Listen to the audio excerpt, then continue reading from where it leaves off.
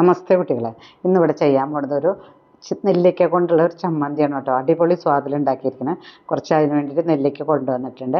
ആ നെല്ലിക്കൊക്കെ ചെറിയ ചെറിയ കഷ്ണങ്ങളാക്കി വെച്ചിട്ടുണ്ട്. അതുമാതിരി തന്നെ ഒരു മുറി തേങ്ങ ചിരകി വെച്ചിട്ടുണ്ട്. പച്ചമുളക്, കറിവേപ്പില, ഉപ്പ്, ഇഞ്ചി, ഇത്രയും സാധനങ്ങളാണ് കേട്ടോ ഇതിന് വേണ്ടത്.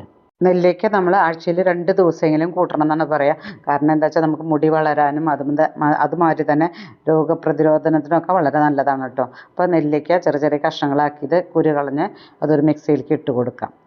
അതിനുശേഷം നമുക്ക് നമ്മൾ ചിരകി വെച്ച തേങ്ങ ഇട്ട് കൊടുക്കാം. തേങ്ങ ഞാൻ എടുത്തിരിക്കുന്നത് 1 കപ്പ് തേങ്ങയാണ് കേട്ടോ. ചിരകിയ 1 കപ്പ് തേങ്ങയാണ് എടുത്തിരിക്കുന്നത്.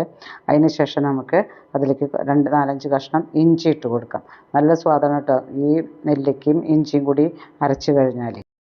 അതിലേക്ക് നമുക്ക് 2-4 ചീനമുളക് ഇട്ട് കൊടുക്കാം. നിങ്ങൾക്ക് എത്രത്തോളം എരിവ് വേണമെന്ന് വെച്ചാൽ അത്രത്തോളം ഇടാം കേട്ടോ. ഞാനൊരു 5-6 ചീനമുളക് ഇട്ടിട്ടുണ്ട്. അതിലേക്ക് ചമ്മന്തിക്ക് വേണ്ട ഉപ്പിട്ട് കൊടുക്കാം. കല്ലുപ്പാണ് ഞാൻ ഇട്ട് കൊടുക്കുന്നത്.